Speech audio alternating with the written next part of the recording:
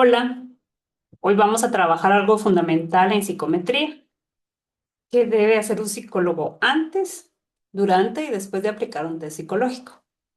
Muchas veces se piensa que aplicar un test es simplemente entregarlo y que la persona responda, pero en realidad es un proceso técnico que requiere preparación.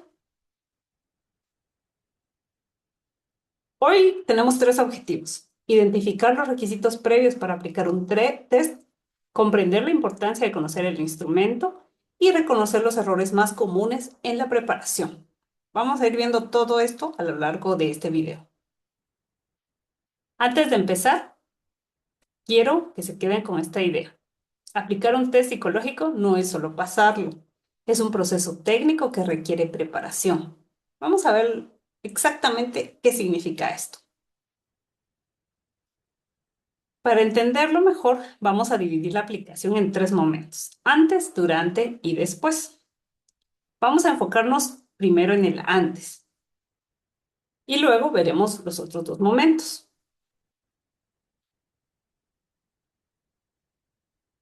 Lo primero que debemos hacer como psicólogos antes de aplicar un test es conocer el instrumento. Esto implica saber qué constructo mide, en qué teoría se basa, qué tipo de instrumento es decir, si es un inventario, una escala, etcétera. También para qué población ha sido diseñado. Aplicar un test sin conocerlo es un error muy grave y lo vamos a ver con un ejemplo. Estas son las cuatro preguntas que deben poder responderse antes de aplicar cualquier test. ¿Qué constructo mide? ¿En qué teoría se basa? ¿Qué tipo de instrumento es? ¿Y para quién está diseñado? Si no pueden responder estas preguntas, no están listas para aplicar un test. Por eso es tan importante conocer el constructo. No es lo mismo medir ansiedad que medir depresión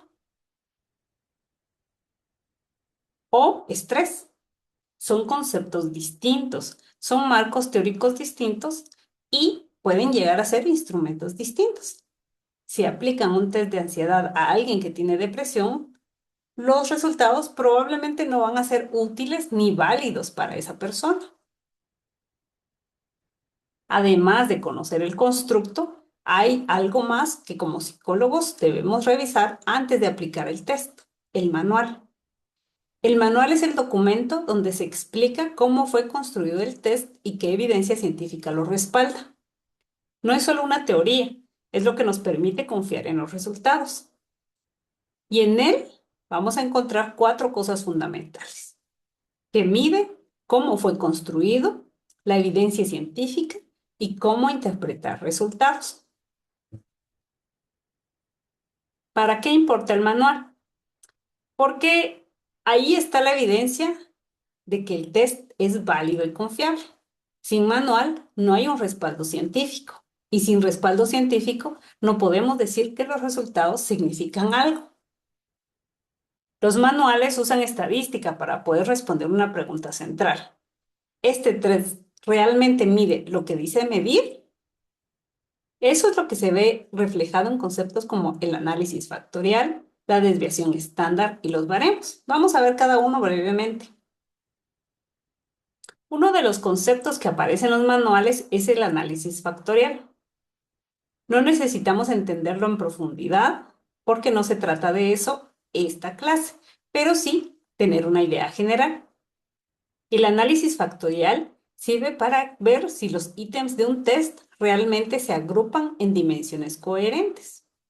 Por ejemplo, el test denominado Big Five Inventory 2, que es el test que vamos a estar estudiando en este curso, los ítems deben agruparse en 5 dimensiones: extraversión, responsabilidad, apertura mental, amabilidad y emocionalidad negativa. En la gráfica de la derecha pueden ver los valores de alfa de Cronbach para cada dominio, todos arriba de 0.83. Como sabemos, esto nos confirma que los ítems de cada dominio se comportan de manera coherente. Si los ítems no se agrupan así, el test podría tener problemas de validez.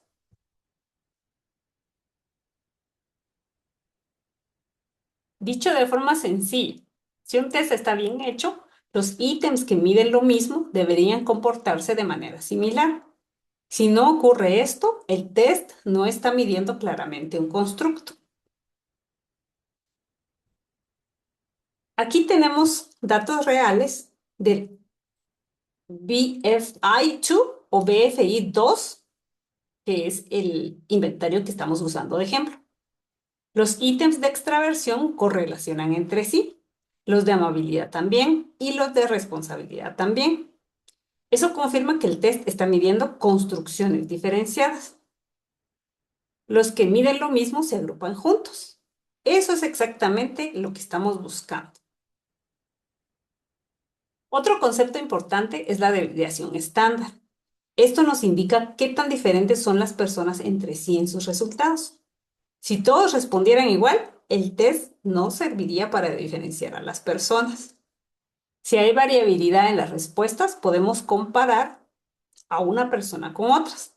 Por ejemplo, en la muestra mexicana del BFI2, con 2025 participantes, la sociabilidad tuvo una desviación estándar de 1.04, lo que indica alta variabilidad entre personas. Eso es bueno. Significa que el test distingue bien. La desviación estándar importa porque nos permite comparar personas, interpretar resultados y, sobre todo, construir baremos. Sin desviación estándar no podemos saber si un puntaje es bajo, promedio o alto. Gracias a estos promedios y las desviaciones estándar, que en este caso sería la DE, se construyen los baremos que permiten interpretar si un puntaje es bajo, promedio o alto. En esta tabla que tenemos aquí, podemos ver los datos reales de la adaptación española del BFI2 con 1000 participantes. Por ejemplo, en amabilidad, las mujeres tienen una media de 3.9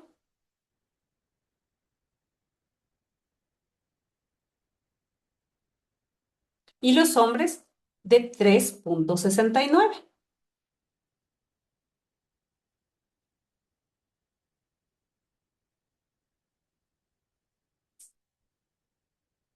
Eso nos dice que las mujeres tienden a puntuar ligeramente más alto en este dominio.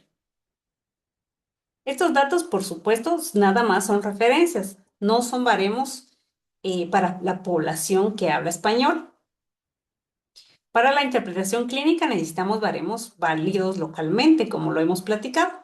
Pero para el BFI, que es el test que estamos utilizando, no existe todavía en español una baremación oficial. Entonces, como hablábamos, el test responde 3 preguntas fundamentales. ¿Qué mide? ¿Cómo fue construido? ¿Y por qué puedo confiar en él? Si el manual de su test responde estas 3 preguntas con evidencia, tienen una herramienta válida en sus manos.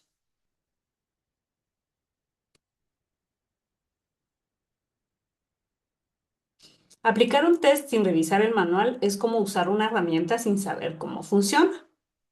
Eso no es un ejercicio responsable profesionalmente. Y los errores más frecuentes son no leer el test previamente, no conocer el constructo, improvisar las instrucciones y aplicar en condiciones inadecuadas.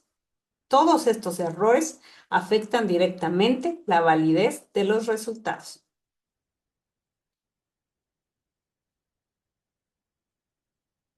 También deben cuidar el contexto. Un test debe aplicarse en un ambiente adecuado, sin ruido, sin interrupciones, con el tiempo suficiente y en un espacio cómodo para la persona que van a evaluar. ¿Por qué es importante esto? Porque el ambiente influye directamente en cómo responde la persona.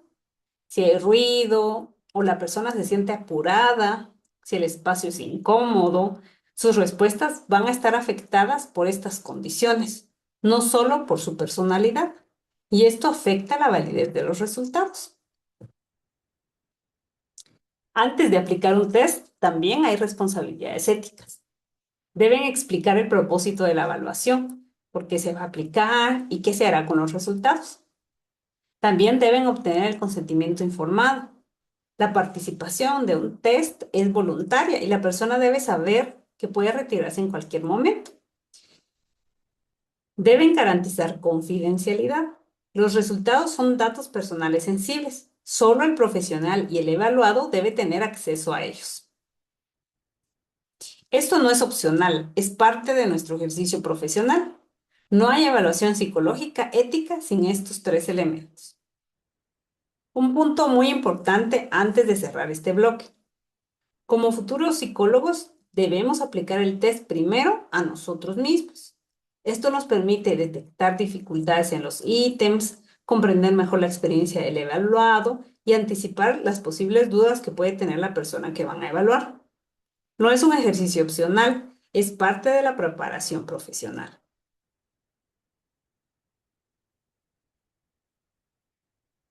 Quiero que se queden con esta idea. Ser psicólogo no es aplicar test, es aplicarlos correctamente. Un test puede ser muy bueno, pero si se aplica mal, pierde totalmente su valor. Tres cosas para recordar. Conozcan el instrumento y su manual antes de aplicar.